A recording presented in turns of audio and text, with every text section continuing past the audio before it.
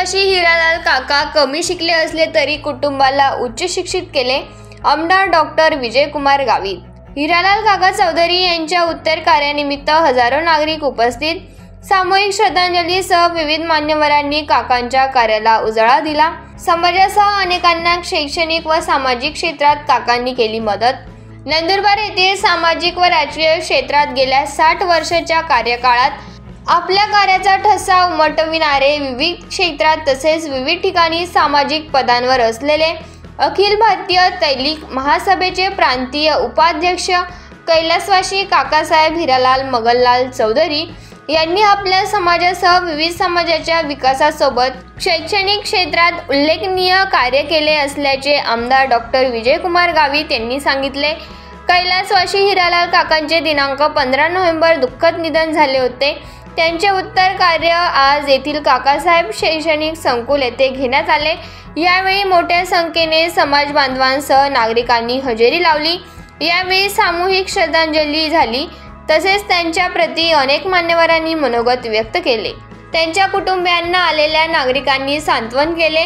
काकांच्या दुःखद निधनाने पोकळी निर्माण झाली आहे।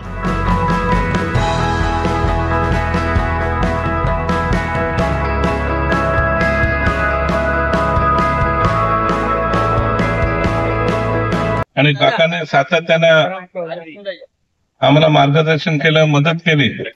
आणि माझ्या निवडणुकीमध्ये काकांचा सिंहाचा वाटा असायचा।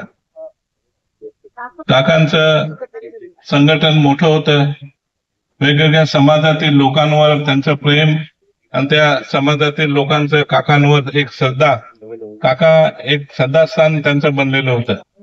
आणि इतके घनिष्ठ संबंध काकांचे वेगवेगळ्या समाजाच्या लोकांचे होते की काकांना त्या त्या समाजाच्या भाषा अवगत होत्या। म्हणजे कुठला का समाज असे ना, त्या समाजाचे लोक आले तर त्याच भाषेमध्ये बोलायचे। आमचे आदिवासी भाषा ही ते इतके चांगल्या रीतीने बोलत होते तर लोक कोणी सांगणार नाही हा दुसऱ्या समाजाचा माणूस आहे, आदिवासीच असेल असं म्हणत। आणि अशा पद्धतीने ज्या समाजाचा माणूस त्या भाषेमध्ये आणि एकदम भाषा शुद्ध भाषा असे बोलत होते। आणि त्याच्यामध्ये संघटन खूप मोठं होतं, विश्वास होता। काकांकडे लोक भांडणं सोडवायला जायचे। संघटन तर होतं काकांचं आणि किशोर काकूंशी पण चांगले संबंध होते त्यांचे। कारण की आम्ही ज्या वेळेला तिकडे औरंगाबाद मेडिकल कॉलेजला होतो त्यावेळेला आम्ही नंदुरबारचे म्हटल्यानंतर तिथले जे लोक होते तेली समाजाचे ते काकांचं नाव नेहमी काढायचे। आमचे तिथे हिरालाल काका आहेत हे बरोबर नाही, अशा पद्धतीने काकांचं एक मन मोकळेपणाने बोलणं हा स्वभाव होता आणि त्याच्यामुळे ते सर्वांना हवेवेशी वाटत होते। आणि अशा पद्धतीने काकांचं जीवन चांगलं झालं।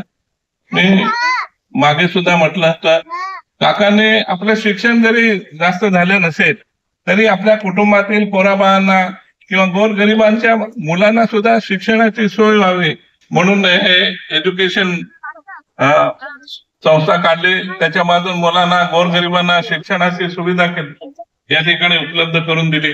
एवढेच नव्हे तर आरोग्याच्या पण सुविधा उपलब्ध झाल्या पाहिजे म्हणून नर्सिंगचं किंवा हेल्थचं प्रशिक्षण या ठिकाणी त्यांनी मध्ये ट्रेनिंग पण सुरू केलेलं होतं। नातवंडांना त्यांनी म्हणजे त्या ठिकाणी जास्त काम करण्याचं त्यांना संधी पण उपलब्ध करून दिली। अशा पद्धतीने काकाने सर्व क्षेत्रामध्ये चांगलं काम व्हावं म्हणून प्रोत्साहन मुलांना दिला। त्याचबरोबर या ठिकाणी आम्हाला निश्चितच त्यांच्यापासून प्रेरणा मिळायची।